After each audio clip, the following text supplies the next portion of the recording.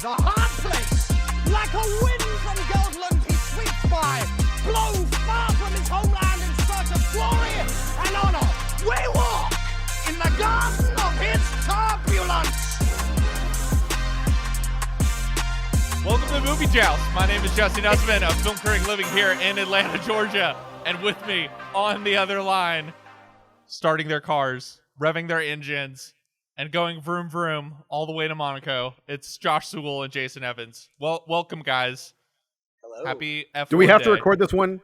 Do we have to record this one at 200 miles an hour? Do we have to talk really fast the whole time? No, but I think we do have to log off and start back on while in our cars. So that's gonna be the extra content, is that we're gonna be recording this while driving in the middle of peak Atlanta traffic. So which one of you guys are springing for the rights for a Van Halen song to play in the background while we record? yeesh.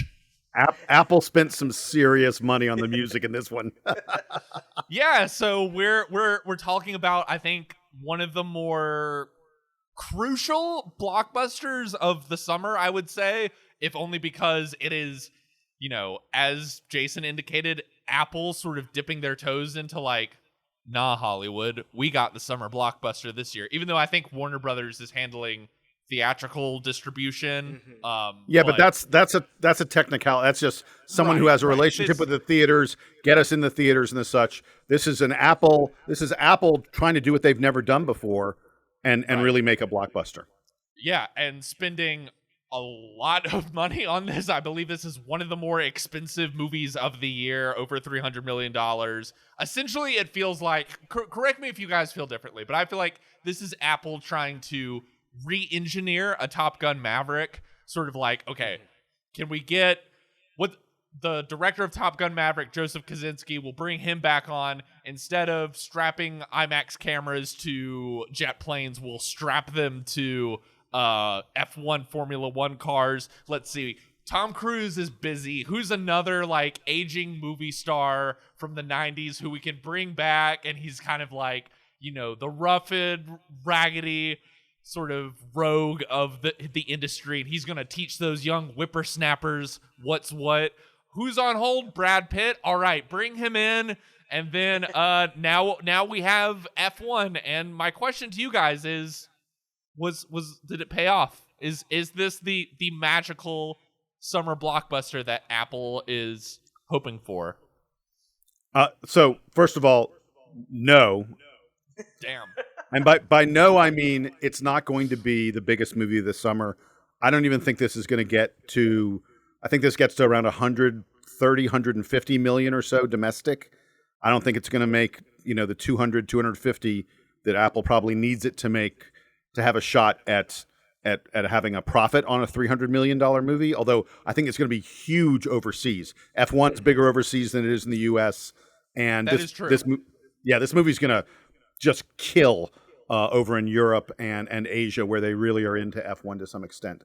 That said, I think it's an enjoyable film from the standpoint of experiencing what it's like to be in an F1 car going 200 miles around the turns.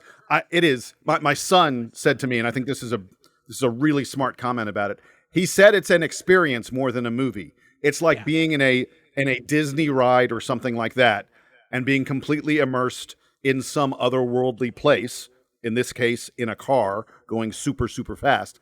But it's not a great movie because it lags at times. The story is incredibly predictable and obvious.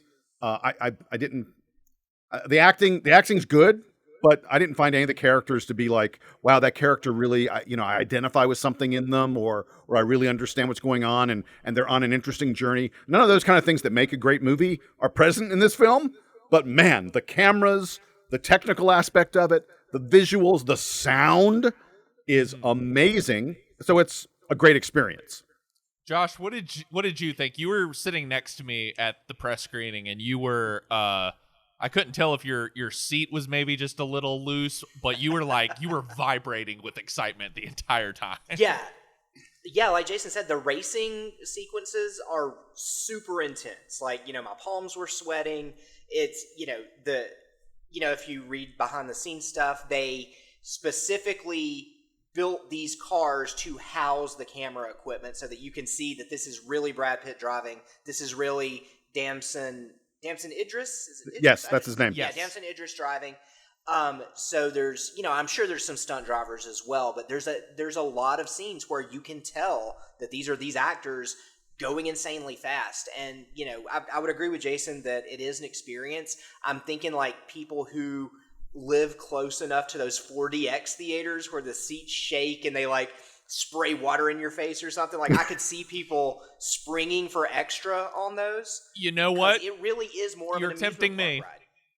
Yeah. You're tempting me as hearing from people that they were like Top Gun Maverick and Twister. Was it last year Twisters came out? Those were like the two movies that of like recent years where I've heard people say like the 40X mostly a ripoff, but not for those two movies, and I could kind of see that being true here. But yeah, from a storytelling perspective, there's not one thing that happens in this movie that is going to catch you off guard or surprise you. It's predictable at every turn. No pun intended. Pun slightly intended. But it really does feel like if you stripped off the fighter jet skin and put on an F1 car skin, it's Top Gun Maverick from the opening scene to the end. They hit the same beats, so much so that, and I think I mentioned this to Jason before the screening started, if somebody told me that this started life as like Days of Thunder Maverick to like bring another Tom Cruise character back, I'd totally believe you. It feels like this was created to be like a Days of Thunder thing. Well, now Tom Cruise wants to come back to Days of Thunder, and now they're talking about like, yeah, let's bring Pitt in. We'll make it a crossover movie and everything. I may be like, I'm gonna mute down the Top Gun Maverick comparisons a little bit, which is maybe my own fault. Well, it's not fair. It's not fair because it doesn't have the emotion that movie had. That movie was sort of building off of this familiarity that people have with the first Top Gun movie, whether you like that movie or not.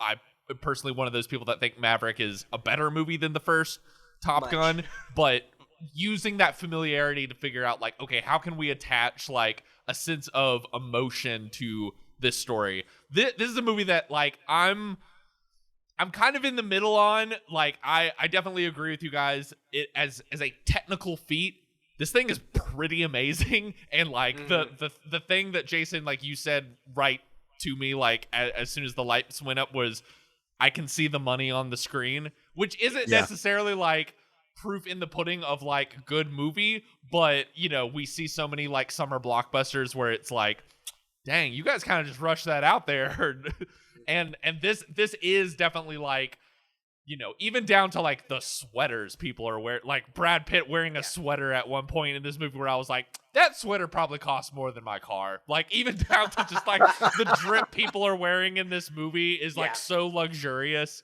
I'm a bit caught in between of like, as fun as I think this movie is, there's definitely a bagginess to it and a sense of it being kind of overstuffed. As well as I think my biggest too long. Yeah, Way too long. Yes. And I think my biggest complaint with the movie is, for better and for worse, because I do think the plus side to this is you get a lot of access, but this is caught in this weird middle to me between like a traditional movie star sports drama and like a massive advertisement for Formula One racing. And as I said, the upside to it kind of being an advertisement for Formula One is you get all this access to, like, they're using all the tracks, they're shooting during real races. Yeah, you're getting that. And if you know Formula One, there are lots of recognizable faces. I mean, I don't know Formula One really well, but my understanding is that a lot of the people walking around in the background and stuff like that are like famous Formula One drivers. So, okay, cool. Yeah, but even like, did you guys get the sense? I just got this sense in some scenes watching it, like, all right, is this just like a massive paid advertisement to like, hey, American audiences, you can get in on F1 as well? Even though I know like a few people who like wake up at like the crack of dawn to watch those European races, but that there is an aspect of this movie that felt like a giant advertisement to me, as much as it did also feel like a sort of throwback to a like 90s, early 2000s era of summer blockbusters. Yeah, this feels like a very 90s movie. I'll agree with you. I was going to say, I didn't really... I'm going to go ahead and say that I wasn't really bothered too much by the notion of, is this a F1 advertisement? I mean, with F1, there's advertising all over the screen. It's constant. It's nonstop. It's all over their uniforms, all over their cars, you name it. I wasn't bothered by any of that. And if they were attempting to market Formula One racing to me, okay, fine. I was entertained and I thought it looked really cool. So maybe that makes me a little more likely to check it out. But I didn't find it to be like super overt. It wasn't like F1 is all good and pure and wonderful. There's plenty of criticism of it happening. So they had to make it look interesting to have a good movie. They had to get F1 involved to have a good movie. So I'm cool with all those things. I did want to comment, Jesse, you talked a little bit about the money involved in this film. And we've touched on the $300 million that Apple spent on this. And there are people out there, I've heard some talk that like Apple needs this to be a hit to justify the amount of money they've been spending on movies. Because Apple, the stuff that Apple has spent on has not produced a return. They did Napoleon, supposedly cost $200+ million. They did Killers of the Flower Moon for Martin Scorsese. It was like the most expensive Scorsese movie ever made. They did this film Argylle that was terrible. Bryce Dallas Howard. Wait, they did that? Yeah. Ugh. Argylle was like 100. By the way, Argylle cost like $150 million. Yeesh. I mean, I don't think anyone's really like that hand-wringing about like the Scorsese thing, because that at least gets you like points around town, and that got like Oscar nominations, absolutely. Even though it wasn't. But the other two definitely, they've been making very expensive movies. Yes, and I think even though Apple has gazambas of money, the $300 million they spent on this, they could afford to light it on fire, and Apple doesn't really care that much. But at a certain point, I think they want their films to A, win awards, and B, be successful and be culturally relevant. And I think that they're taking a $300 million shot on a film that they are hoping will be relevant by having a lot of people seeing it at the box office, as opposed to a movie that they make that all they're really interested in is how many people subscribe to Apple Plus as a result of this. I think that this is a different kind of attempt by them. I'm glad they're attempting it, and I'm hoping it does well enough. I don't think it's going to make back the $300 million, because that's a lot. But I hope that they don't lose a lot of money on it, and it keeps them as a player in the game, because we need people to spend money on movies so we can have great soundtracks and stuff like that. Yeah, it's an interesting gamble on kind of original old school summer blockbuster and putting all their chips down on a piece of kind of, what on paper seems like smart alternative programming, if that makes sense, of like, okay, what's something for the dads? You know what I mean? Like, what's something that like a movie that's going to bring adult audiences to the theater, that's going to fit into the summer calendar. And this on paper seems like it will do that. But yeah, I'm sort of with you, Jason, of like, it's kind of a big if, and I like the movie fine enough to where like I wasn't bothered by watching it. And like, if someone was like, hey, I'm really excited to see that, I'd be like, yeah, it's cool enough to, get your money's worth, I guess. But I don't know if it's good enough, in my opinion, to quite then get the word of mouth push that I think you need to kind of really own the summer for a movie like this, if that makes sense. And if we're looking at, emotional racing dad movies, I think Ford versus Ferrari still holds the title. Partly it's because those are real people. They're based on real characters, so you have that emotional investment like we were talking about earlier, and there's a lot of history there. But I think one of the other ways this is, kind of in a negative way, like a 90s blockbuster, is that it completely squanders the really talented actresses in the film. This is very much a dude movie, but you bring in Carrie Condon, who's an Oscar nominee and is, she is so amazing great in Banshees of Inisherin. Yeah. She is And so she's- fabulous in that movie. Oh, And she's here to just be like, a glorified love interest. It's like, well, we gave her a cool job, and it's like, well, Yeah. but, and then you have, speaking of Apple, you've got a little bit of crossover here. You've got Sarah Niles, who played Dr. Sharon on Ted Lasso. Yeah. She plays the rookie driver's mom.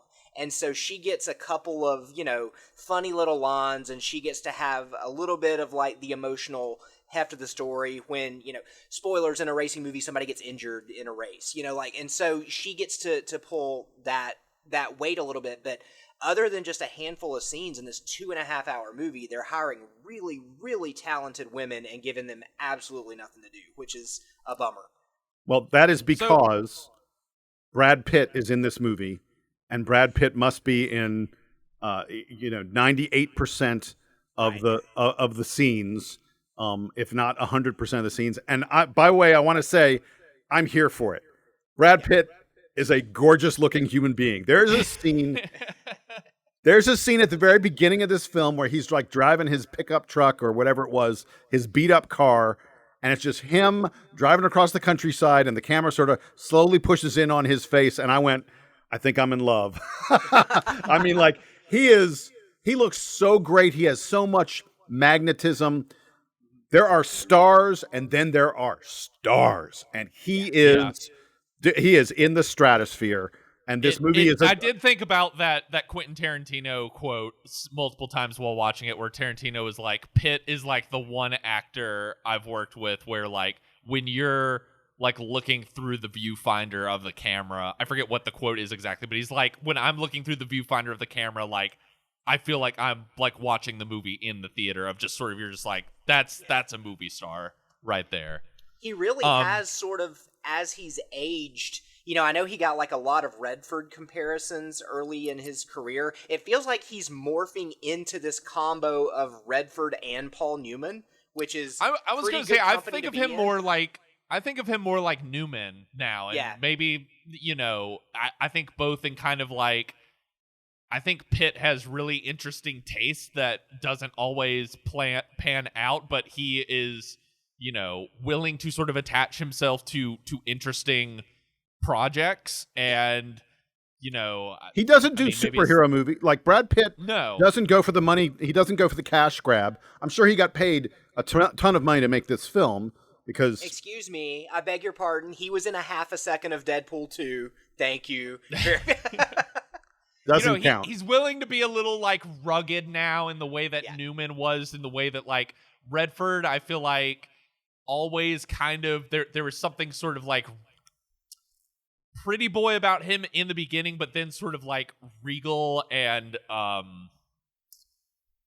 classy even towards like the later movies that he's in. Obviously Redford's still alive, but just hasn't been in a movie in a long time. But Wait, was Redford's last movie Captain America? I think Redford's last movie was really?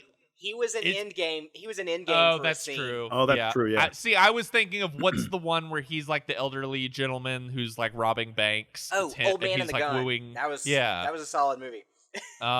What do you guys have to wrap us up? Do you guys have any favorite Brad Pitt performances, as well as what is your favorite racing movie?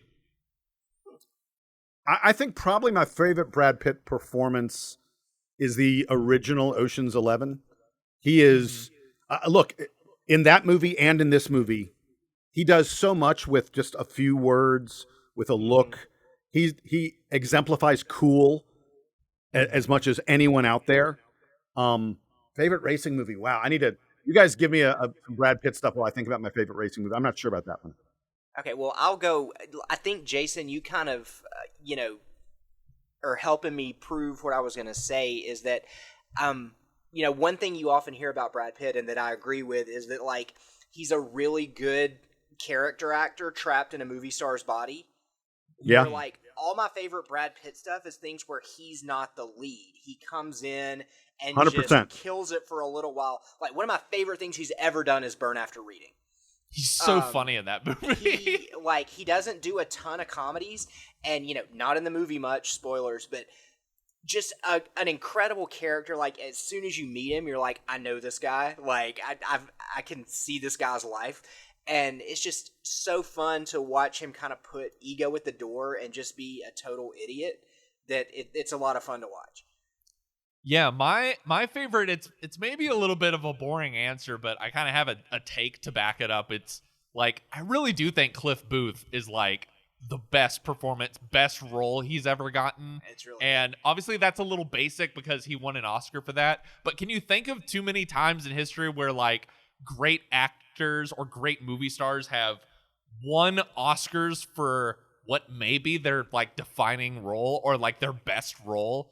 And I don't know, it makes me like extra excited to see this, you know, this new Cliff Booth movie that David Fincher is directing, you know, where he's just like a Hollywood fixer, like solving issues on the studio level.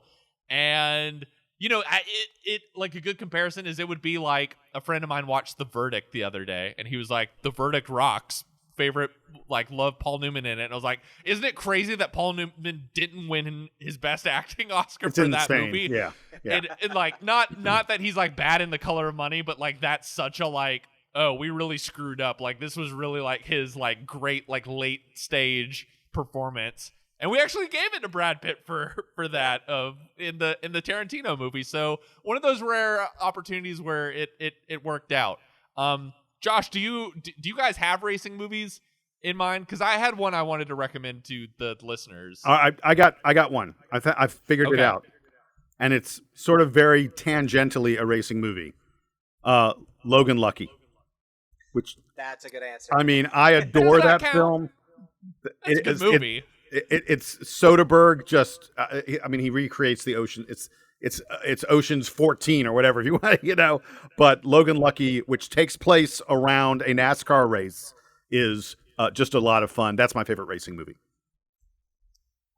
You know, I mentioned Ford versus Ferrari earlier. I stand by that one, but a good choice. You know, I kind of want to give spotlight one that I feel like didn't get kind of the respect it needed to get, especially since, you know, Ron Howard has been in kind of a slump lately, but the movie he did, Rush, with Chris Hemsworth, and that's also one of his another best F1 movies. movie, I thought was really good.